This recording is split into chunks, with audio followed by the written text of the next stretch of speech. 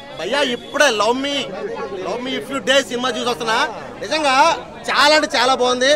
Main ఒక ముఖ్య విషయం ఏంటంటే హీరో దెయ్యంగా దెబ్బేస్తాడు భయ్య ఈ సినిమాలో. ఆ సీన్ అయితే మాత్రం హైలైట్.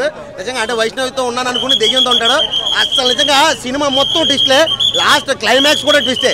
లాస్ట్ లేచిపోయి బయటకు వచ్చేటప్పుడు లాస్ట్ సెకండ్ కూడా ట్విస్టే భయ్యా. నిజంగా డైరెక్టర్ అరుణ్ అంట ఎవరో సార్ మీకు దండం సార్ ఈ ట్విస్టులు ఏంటి సార్ బుర్ర పోయింది లోపల. ఇంకోటన్నా వైష్ణవ్ అన్న అయితే సారీ హీరోయిన్ మన అసలు దిమ్మ తిరిగిపోతుంది. నాకైతే మర్చిపోయింది సినిమా చూసి.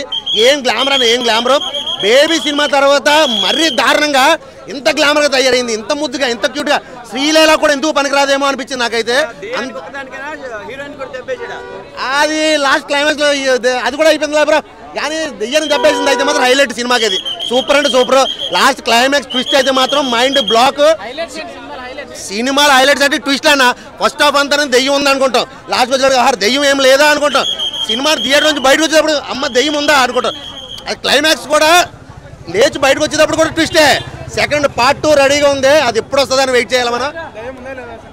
అదే అన్న లాస్ట్ వరకు ఫస్ట్ అంతా ఉందనుకుంటా, సరే లేదనుకుంటాం, మళ్ళీ బయటకు వచ్చేటప్పుడు దెయ్యం ఉందని చూపించాడు. మర్చిపోయింది అసలు దెయ్యం ఉంది లాస్ట్లో. అది దెయ్యమా లేకపోతే అది ఇంకో మనిషి ఏందా అని తెలియదు. కానీ పార్ట్ 2 చూడాలి. చాలా అంటే చాలా బాగుంది. ట్విస్ట్లు అయితే మాత్రం మామూలు లేవు. ప్రతి ఒక్కరు ఫ్యామిలీతో వెళ్ళి ఎంజాయ్ చేయాల్సిన సినిమా ఇది. నిజంగా బేబీ అయితే మాత్రం ఎర్రగా తీసిన పర్ఫార్మెన్స్, యాక్టింగ్ అయితే మాత్రం నెక్స్ట్ లెవెల్కి వెళ్ళిపోయింది. శ్రీలీలకి పోటీగా వచ్చింది అనుకోవాలంతే. Cinema super.